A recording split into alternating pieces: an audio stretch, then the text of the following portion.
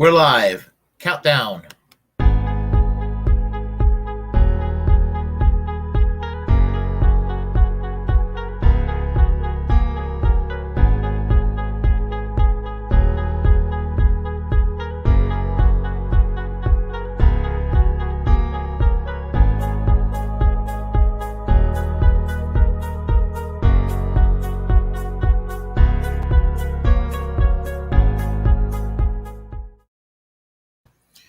Hello, I'm Willie Bragg. Welcome to another edition of the Willie Bragg Show, where I like to talk about politics. And today, I am going to do something that I have not done in many, many years. Actually, probably about 30 years. And that is, I'm going to say something nice about CNN. I hate CNN. I mean, and that's what's really ironic about this commentary. Because I absolutely view CNN as one of the worst of corporate media, and it's bad. It's bad all over the place. But our Overton window is so flawed that when one side of the political spectrum goes over the top, well, sometimes they can go so over the top that even the bland centrists in corporate media that are accused of being liberal when they're not, will come up with a very good take. And that applies to John Avlon of CNN, Reality Check. I don't know who he is really, other than he works for CNN. And I don't know what his ideology is. I don't know if he's, I don't know where he stands politically. Don't care. But I do agree with his take, and I appreciate what he had to say. There's a few little areas where I disagree, but anyway, I'm going to play you the video, and then I'm going to comment some more afterwards. So hold tight while I get everything set up here, being the one-man operation that I am. And if you see a commercial, I don't have ad blocker yet, but that's going to be taken care of. Hopefully we won't have that happening. So let me do this here, because y'all need to see my ugly face too. Here we go. The Democrats are now controlled by the Jihad Squad, led by AOC, the little communist from New York City. Hey all, I'm John Avlon, and this is Reality Check on the extremist beat. Can Trumppublicans please stop calling everyone they disagree with a communist? Seriously. Because it's become the go-to fear-mongering bumper sticker, sliding from liberalism to socialism to communism with such ignorant ease that it loses all meaning with misuse. Take a listen to some choice cuts and you'll see what I mean. We all know that AOC and this crowd are a bunch of communists. And don't ask me to get inside the mind of a liberal, progressive, socialist, Marxist like President Biden. They call it progressivism or something. That's just a new word for socialism and communism. The direction our country is going in, we all know, is very dangerous. We are walking down a road that is very near socialism. They are trying to turn this country into a communist ash heap. You cannot be the leader of the free world if you want to appease socialism and communism. Those are current members of Congress, Republican senators, members of the House of Representatives. There's a lot of reasons why that sickening trend is worth calling out. Mostly because it's massively disrespectful to the millions of people who were murdered by communist regimes over the past 100 or so years, from Lenin to Stalin to Mao and Pol Pot. It's a murderous legacy. And using it as a casual political punchline only shows that you're not serious about communism, let alone common sense. Because there's just no comparison between people who you disagree with politically in America and real communists. But somehow that term gets a pass, where, say, Nazi comparisons are generally widely and rightly condemned. Although it's worth noting that some of the folks in that video are also among the first to compare democratic policies to the Nazis. Nazis were the National Socialist Party, just like the Democrats are now a National Socialist Party. It just shows they're playing Mad Libs with murderous ideologies. And this isn't just historic ignorance. Communist regimes still exist in places like China, Cuba, and North Korea, although they've basically blended with every other autocratic regime that uses ideology as an excuse for kleptocracy. And while we're at it, let's take on that whole socialism attack from which this spreads. Because while there are a handful of high-profile, self-identified democratic socialists like Bernie Sanders and AOC in today's Democratic Party, Democrats in general don't remotely back the state ownership of private enterprise and the abolition of private property, which is the dictionary definition of socialism. And of course, massively popular policies, from Social Security to Medicare to Medicaid, have been called socialist in the past. This is not about infrastructure. This is about paving a path to socialism. This is about expanding the government in the most dramatic fashion since the New Deal. Somebody should tell Senator Lindsey Graham that infrastructure spending isn't remotely socialist. It's been a core priority for real Republicans going back to Abraham Lincoln and Dwight David Eisenhower. To ground this idiotic ideological food fight in something like reality, we brought in Garry Kasparov, a leading Russian dissident and long-reigning world chess champion. Garry grew up in the Soviet Union, so he knows what he speaks. Garry, it's great to talk with you as always. I know that overall you're concerned about the way unhinged attacks get volleyed around too easily in our democracy right now. But I want to start by asking you what you think when you hear all these Republican representatives calling Democrats communists. Thank you very much for having me, John. It's a very important topic. And as you said, I have plenty of experience. I grew up in the Soviet Union. And I don't take these accusations lightly. Socialism, though I'm not in favor of the ideology, and I'm not, in favor of many things associated with social democrats, it's a very legitimate part of the liberal democracy of the free world. And the stability of the world after World War II was very much based on the two concepts: conservative and liberal social democrats, and in England, for instance, Labour and Tories. And that's how we balance political system. Slight shift to the left, slight shift to the right, but eventually, the politics stayed in the middle. To start using words like communists, it's, as you correctly stated, is an insult for tens, hundreds of millions of victims of communism in the 20th century. And for me, as someone who grew up in the Soviet Union and someone who had to leave my country because the country is ruled by KGB, which is an offspring of communist criminal regime, so it's really painful. Folks are always in danger of forgetting.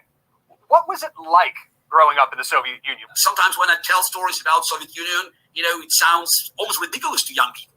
They say, no, it's impossible.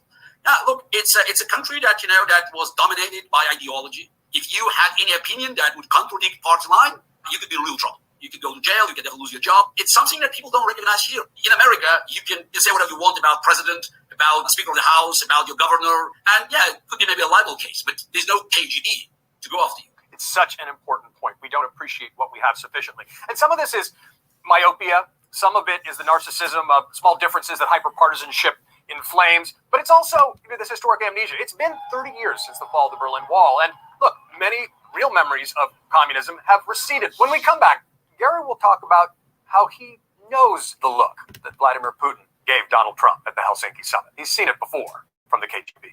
That's next. Let me just pause for a second. There's more to this video. It's just it's a few more minutes. Bear with me. It's going to be probably about hopefully less than 4 minutes, and I'm going to comment afterwards. I just wanted to go and interrupt so nobody lose interest this video. I have reason to play it all the way through, so just bear with me. You are a very public and clear-eyed critic of Vladimir Putin, who, among other things, infamously said that the breakup of the Soviet Union was, quote, the greatest geopolitical catastrophe of the century. Which is why one of the most bizarre role reversals in American politics is that Reagan-era Republicans used to be the most prominent hawks when it came to confronting Russian communism during the Cold War. Mr. Gorbachev, tear down this wall. Republicans are blasting President Biden for being too weak on Russia, but the de facto leader of their party, get this, is spending his time praising Vladimir Putin. Former President Trump going so far as to call Putin's moves, and I'm quoting the former president once again, he says Putin's moves genius. I don't have any physical proof of Trump's collision with Russians, but I believe that for some reasons he had been operating. He has been doing Putin's bidding. Again, for those who say Biden looked very weak in Geneva, yes, he was, but he didn't look pathetic as Trump in Helsinki. So the way Putin looked at Donald Trump, I know this look. That's how the KGB operatives looked at their assets. That's what I saw in Putin's eyes. Yeah, for some reasons, Putin believed that Donald Trump was an asset, and naturally, Trump was very helpful. It is so striking to see how figures like Tucker Carlson and others on Fox are rooting for Putin. This is the kind of political analysis Russia's state-controlled television apparently likes. No, все это не означает, that main channel in Moscow putting together this montage of lines from a favorite anchor. I can't fully imagine why someone like Tucker Carlson, who would continually every night basically put forward Russian talking points. Tucker Carlson went even further than many on the far left who tried to have the moral equivalence between Soviet aggression and American counteractions. Mm-hmm. The argument, that's being used by Tucker Carlson is, well, we have to concentrate on China. We have other problems. Yeah, that's exactly what people, just in England and France have been saying in the 30s. Oh, don't upset Hitler. We have to think about Soviet Union. That's not the way to deal with growing menace. This situation appears to become more chaotic by the day, possibly even spinning out of control. And that, we must be honest, is shocking to us. We've been taken by surprise by the whole thing. We're not the only ones who were, but we're willing to admit it. I want to get to something else, your point you've made, because you do view politics from a nonpartisan perspective. You are, as I like to say, nonpartisan but not neutral. And I know you do consider some of the hypocrisies and attacks from folks on the left, some version of the hyperbole and the disrespect for the real moral weight of the accusation we hear among the folks on the right call everyone a communist. Particularly, you say, when folks on the left call anyone they disagree with racist. Explain how you see those things are almost equivalent or an echo of each other. Look, it's rather fortunate that, you have one extreme that meets another extreme, because they point at each other and they find justification for their accusations and for their misuse of these words. Racism is associated with also heinous crimes of the past. Yes. And also, we heard calls from the progressives say, oh, the behavior of border police is like concentration camp. Come on. It's not just, insulting the memories of those who died in Auschwitz or Dachau, but again, it's Xinjiang now. We have concentration camps. We have people being killed there, tortured there, women being sterilized. Those are the horror stories of today. And throwing these accusations against fellow Americans, that creates the atmosphere where all the accusations can fly, right, left, and the center. And that's what we have to fight. Yes, we may disagree on how we want to handle the problem, but I don't think we can disagree on values. What we're hearing now from extremes on both sides using words, communist, fascist, racist, it's denigrating American political culture. Gary Kasparov, thank you very much for joining us on Reality Check, my friend. Be well. Thank you. Okay, that's enough of that. So anyway, I wanted to touch on this, and I'm sorry for the long segment there, but as I said, John Avlon is hosts a Reality Check on CNN, and kudos for this report. Again, I am not a fan of CNN. I want to make that clear. And for those who may be conservative leaning and watching this program, and everything, yeah, I knew you really liked CNN right down to it. Let me just say that I don't like CNN, but I'm going to commend them when they do something positive. I'm also going to commend Fox News when they do something positive. The fact I actually, in the 2020 election, in some weird way, I ended up having more respect for Fox than I did CNN or MSNBC, who did a hatchet job on Bernie Sanders, while Fox News did, to some degree, treated him with a level of respect, even sponsoring a town hall for him in New York.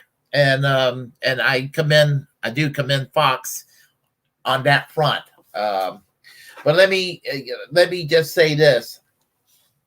He's somewhat correct on some of the bad takes of the best aspects of communism, referring to John Avlon. He was correct, but he was not totally correct. And what I mean by that is that for all that was wrong under communism during its zenith, its heyday, capitalism has a lot of evil to account for too. You're not going to find a perfect system anywhere. You're not going to find it under communism. You're not going to find it under capitalism. You're not going to find it even under socialism or social democracy. You're going to find something in any economic system that exists. There's going to be something in there that's wrong, and the better part of our human nature needs to come there to make sure all wrongs are corrected. So I will say that much about that. So, I mean, with regard to the Soviet Union, I disagree with the gulags, and I disagree with labor camps and re-education camps and executions and torture and military invasions. All that, it's true, existed in the Soviet Union. But you know what? The Soviet Union also provided medical care for everybody. It provided jobs for everybody, provided housing for everybody, provided the basic needs for everybody. That part of the Soviet Union wasn't bad. Now, contrast that here with the United States or any other capitalist society, but I'm going to use the United States as an example. While there was a lot of bad that was committed by the Soviet Union, the United States invaded, the United States tortured, the United States executed, the United States, oppressed, the United States, did a lot of things to whole groups of people within the U.S. population for many years until people realized what was wrong and how it should be corrected. So that's basically what I'm trying to say. You're going to find a lot of problems that exist in each system. Now, he did, thankfully, John Avlon thankfully touched light on how some on the right are also trying to paint all leftists as somehow being equivalent to the Nazis. And it's really ironic to hear Marjorie Taylor Greene, talk about how the Democrats are just like the National Socialists in Germany.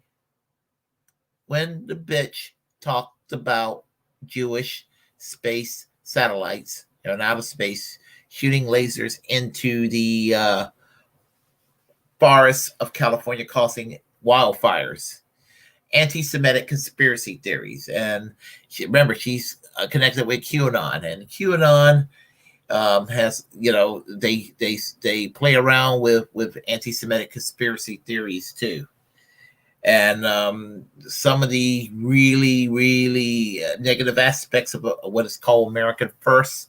There are some overtones of anti-Semitism that you can find in there. So someone like Marjorie Taylor Greene really doesn't have any room to be calling people neo-Nazis when that cow herself is an alt-right bitch. So there's that. Now I want to also talk about how John Avlon, what he describes as communist regimes. True, Soviet Union and China under Mao, Soviet Union under Stalin, Cambodia under Pol Pot, and the thing about it is Cuba under Castro. Now Cuba under Castro did not commit genocides, even in the so-called most brutal period in Cuba's history. It was not you didn't have killing fields and things of that nature, or concentration camps, and what have you. You want to call it an authoritarian state?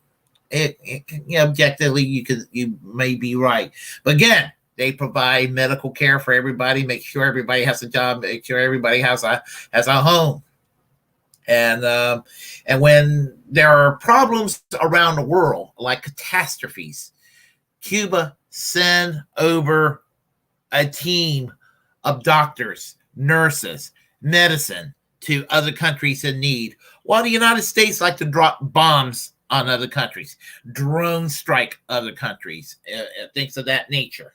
So, I do have some criticisms when it comes to the government of Cuba, but I also have a lot of criticisms when it comes to the policies of the United States as well. So there is that. And even if you're going to go and criticize Cuba for what you view as legitimate human rights abuse, there's a whole lot of countries around the world that are a hell of a lot worse than Cuba that the United States have backed and befriended and coddled and comforted over the years. So I don't need to hear any bullshit from people who wants to sit there and just beat up on Cuba. Now, John Avlon correctly pointed out that the Democratic Party is not a socialist party, and it is not.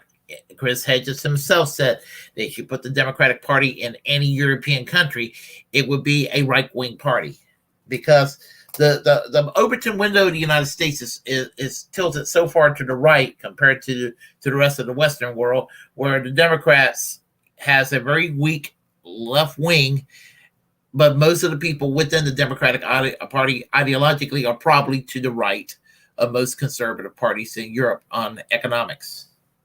Maybe on social issues, not so much, but on economics, that's where we're really talking about when it comes to economic models and economic systems.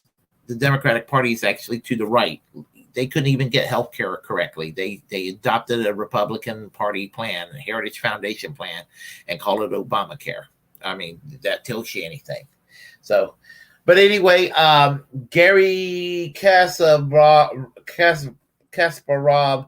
is a Russian chess player who left the Soviet Union, and he's a conservative who doesn't agree with socialism, but he thinks that when the people on the right criticizes liberals as socialists or communists, that is not, they don't know what they're talking about, and that socialism or social democracy is a legitimate part of governance in the West as liberalism and conservatism. And even though he disagrees with socialism or social democracy. Now, I disagree with both John Avlon and Gary Kasparov that Donald Trump is somehow tied in with Vladimir Putin.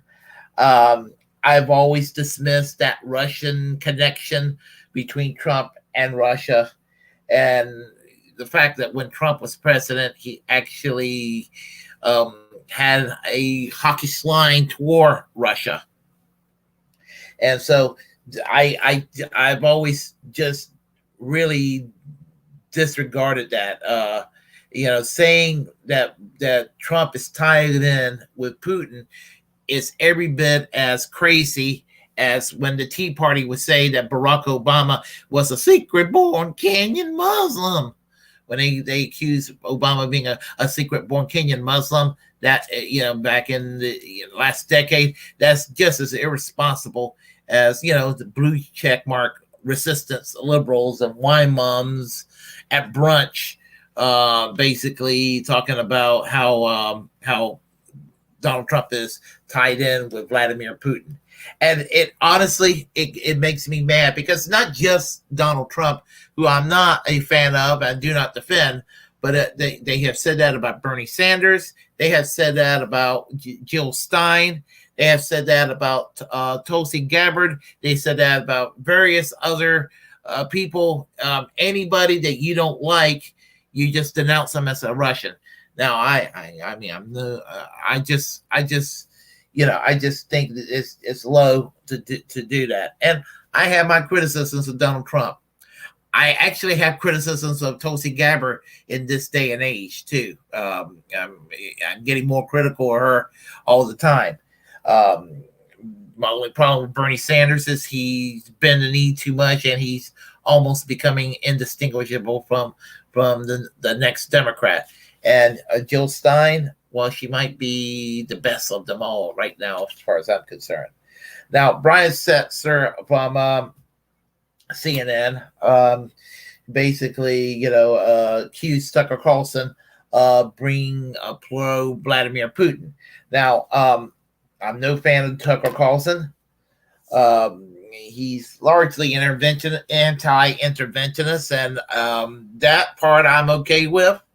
But to act like the Tucker Carlson is the most toxic person you can imagine on Fox News is disingenuous when I consider Sean Hannity and I consider Mark Levin 20, 30 times worse than Tucker Carlson. Yeah, doesn't mean that I like Tucker Carlson, but honestly, Sean Hannity is much worse. Mark Levin, much worse than Tucker Carlson.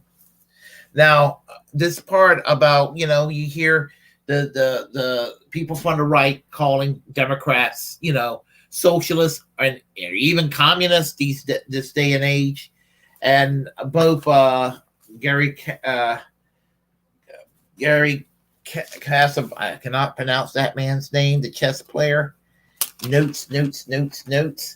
Kasparov and John Avlon both were correct to talk about how with all this, with the right bashing the left and calling them liberals and leftists, communists and what have you, Well, you can counterbalance that with how there are liberals and leftists alike who likes to call any conservative racist. And honestly, that's just as vicious as when it's done against those on the left. And I mean that, when it comes to that's the go-to term, in other words.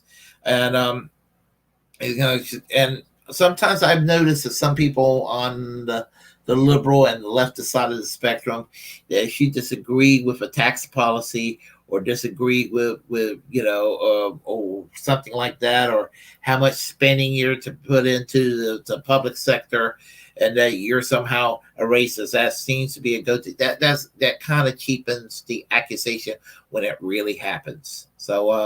And it's just as irresponsible as accusing people of being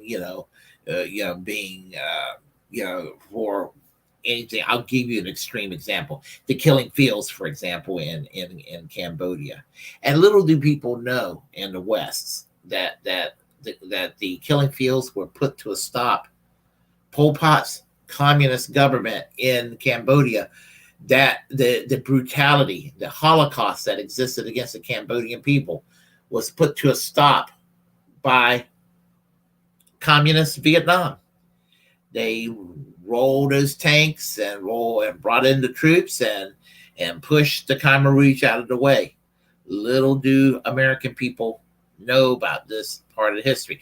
Little do Americans know that America actually indirectly supported Pol Pot, because China supported Pol Pot and the United States supported Prince Sihanouk, or whatever his name is.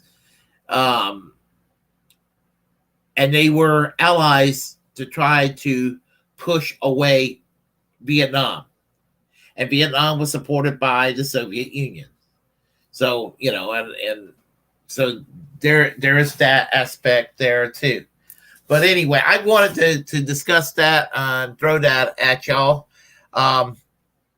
If you like what you heard, press like and comment. If you disagree with what I have to say, comment anyway. We'll have a conversation. Feel free to share the content on this channel. As a First Amendment absolutist, it's my duty to inform you to create your own platform and utilize it, because we are, in fact, the muckrakers of our time. Hit that subscribe button, hit that notification bell so you're kept up to date, and really hit that like button and hit that notification bell and subscribe, and that subscribe button, because we're being shadow banned. The independent content makers are being shadow banned right now, and they don't want alternative voices to be around to be truth tellers. They rather you get your news from corporate entities like CNN, MSNBC, Fox News, and I want to see an alternative to such negative narratives that they provide. In other words, being a muckraker, being a populist. So anyway, keep that class struggle going, because we have a class war to wage. That's the war I support. And remember, we're also all Julian Assange. Until next time. Until next time, take care.